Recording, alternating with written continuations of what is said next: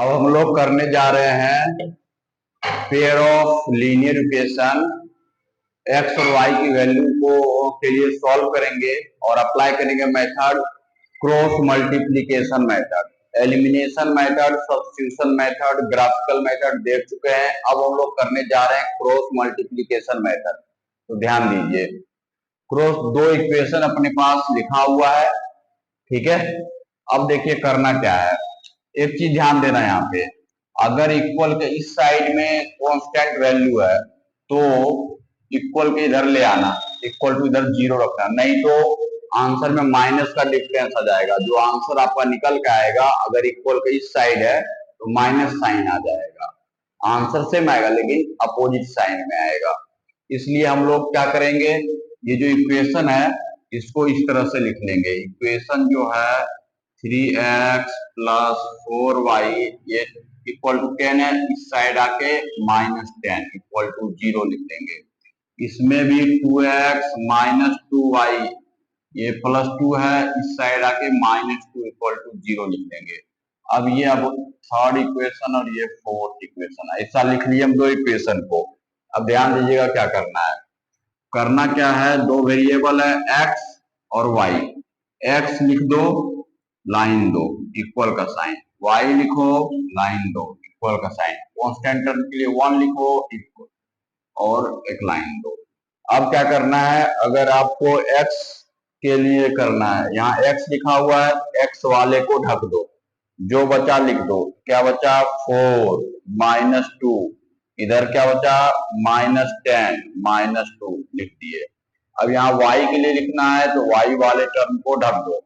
क्या बचा, -10 -2, इधर से चल रहे हैं, -10 -2 -10 -2, फिर क्या आ गए 3 और 2।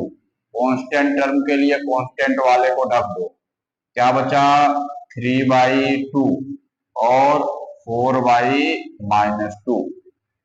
मीन्स अगर x के लिए लिखना है तो x वाले को ढक दीजिए, y वालों के लिए लिखना है तो y वाले को ढको, 1 कांस्टेंट के लिए लिखना है कांस्टेंट वाले को ढक दो, ठीक है, और लिख देना है। ध्यान दीजिएगा, ये जो आया वही यहाँ लिखे हैं, ये जो है वही यहाँ लिखे हैं। अब क्या करना है, इसको इससे मल्टीप्लाई करना है, इसको इससे, इसको इससे क्रॉस मल्टीप्लाई, इसको इससे, इसको इससे क्रॉस मल्टीप्लाई, इसको इससे मल्टीप्लाई करना है और लिखना है। देखिए क्या, x, इसको 4 -2 क्या आ जाएगा, -8, माइनस का बीच में साइन लगाना है, माइनस माइनस प्लस, 10 2 जा 20, ये माइनस का साइन है, माइनस माइनस प्लस, 10 2 जा 20 लिख दिए और बीच में माइनस का साइन लगा दिए।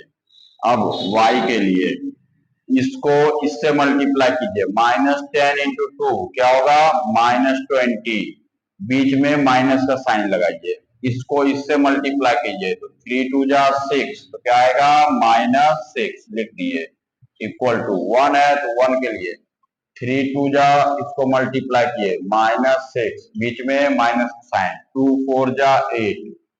ध्यान से देखिएगा, इसको इससे मल्टीप्लाई किए, इसको इससे, बीच में माइनस का साइन, इसको इससे मल्टीप्लाई किए, बीच में माइनस का साइन, इसको इससे मल्टीप्लाई किए लिख दिए, इसको इससे किए लिख दिए और बीच में माइनस का साइन, ठीक है।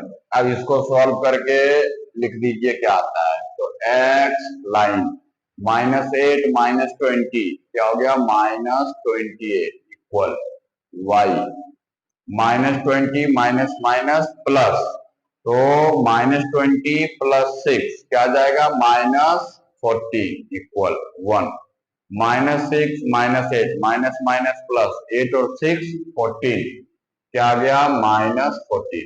अब देखिए ये टर्म इसके इक्वल, ये टर्म इसके इक्वल, मीन्स अगर x का हमें वो वैल्यू निकालना है, x अपॉन -28, ये टर्म किसके इक्वल, इसके इक्वल, आ गया 1 अपॉन -14।